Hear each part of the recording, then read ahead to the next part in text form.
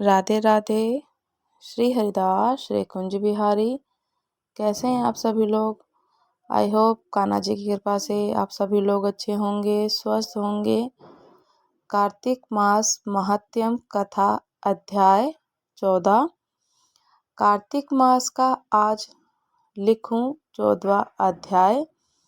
श्री हरि कृपा करे, श्रद्धा प्रेम बढ़ाए, तब उसको इस प्रकार धर्म पूर्वक राज्य करते हुए देख देवता क्षुब्ध हो गए। उन्होंने देवाधिदेव शंकर का मन में स्मरण करना आरंभ किया। तब भक्तों की कामना पूर्ण करने वाले शंकर ने नारद जी को बुलाकर देव कार्य की इच्छा से उनको वहां भेजा। शुंभ भक्त नारद शिव की आज्ञा से देवपुरी में गए। इंद्रादिक सभी देवता व्याकुल और शीघ्रता से उठ नारद जी को उत्कंठा भरी दृष्टि से देखने लगे।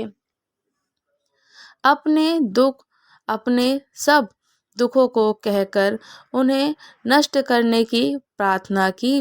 तब नारद जी ने कहा, मैं सब कुछ जानता हूँ, इसलिए अब मैं दैत्यराज जलंधर के पास जा रहा हूँ। ऐसा कहकर नारद जी देवताओं को आश्वासित कर जलंधर की सभा में आए। जलंधर ने नारद जी के चरणों की पूजा कर हंसते हुए कहा, हे ब्राह्मण, कहिए आप कहाँ से आ रहे हैं और यहाँ कैसे आए हैं? मेरे योग्य जो सेवा है उसकी आज्ञा दीजिए। नारद जी की प्रसन्न होकर बोले, हे महाबुद्धिमान जलंधर, तुम धन्य हो। मैं स्वेच्छा से कैलाश पर्वत पर गया था, जहाँ 10,000 योजना में कल्प वृक्ष का वन है।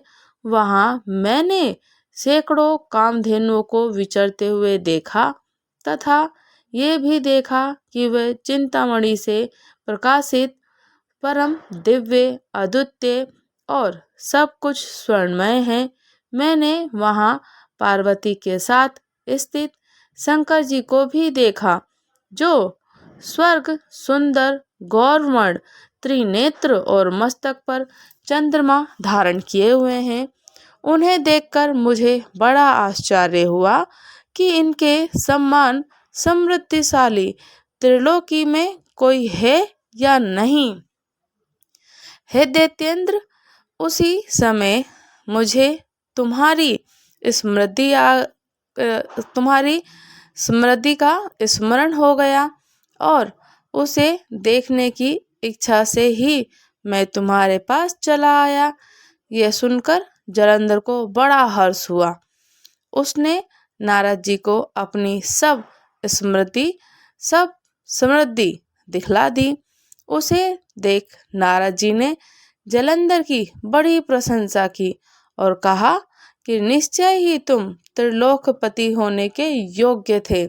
ब्रह्मा जी का हंसयुक्त विमान तुम ले आए हो और गोलोक, पाताल, पृथ्वी पर जितने भी रत्न आदि हैं, सब तुम्हारे ही तो हैं। ऐरावत, ऊंचे श्रवा, घोड़ा, कल्पवृक्ष और कुबेर की निधि भी तुम्हारे पास है। मणियों और रत्नों के ढेर भी तुम्हारे पास लगे हुए हैं। इससे मैं बड़ा प्रसन्न हूँ, परंतु हमारे पास कोई स्त्री रतन नहीं है। उसके बिना तुम्हारा ये सब फीका है। तुम किसी स्त्री रतन को ग्रहण करो। नारद जी के ऐसे वचन सुनकर दैत्यराज काम से व्याकुल हो गया। उसने नारद जी को प्रणाम कर पूछा कि ऐसी स्त्री कहाँ मिलेगी जो सब रत्नों से श्रेष्ठ हो? नारद जी ने कहा, ऐसा रतन तो कैलाश पर्वत में योगी शंकर के ही पास है। उनकी स्वर्ग सुंदरी पत्नी देवी पार्वती बहुत ही मनोहर हैं। उनके समान सुंदरी मैं किसी को भी नहीं देखता। उनके इस रतन की उपमा तीनों लोकों में कहीं नहीं है।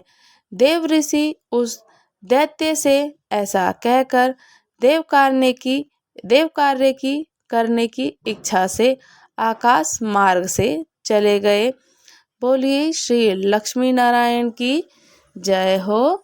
बोलिए श्री राधा रानी की जय हो। कार्तिक मास महात्म्य की जय हो। कार्तिक स्नान की जय हो। राधा रानी की जय हो। बोलिए कृष्ण भगवान की जय हो। अगर आप लोगों ने अभी तक मेरे चैनल को सब्सक्राइब नहीं किया है तो आप हमारे चैनल को सब्सक्राइब कर लीजिए और अच्छे अच्छे से प्यारे प्यारे से कमेंट कीजिए और बताइए कि आपको कथा कैसी लग रही है और आनंद आ रहा है। दीप दान जरूर करना है, संकल्प करना है कि इस कार्तिक माह का ये जो महीना है खाली व्यर्थ ना जाए। ब्रह्म मुहूर्त में स्नान करें, दीपदान करें, ये संकल्प अवश्य होना चाहिए। इससे पुण्य फल की प्राप्ति होगी। आगे चलकर ये काम आएगा ही आएगा, हमें इस समय हमें ज़रूर मिलेगा इसका फल और करना चाहिए ऐसे।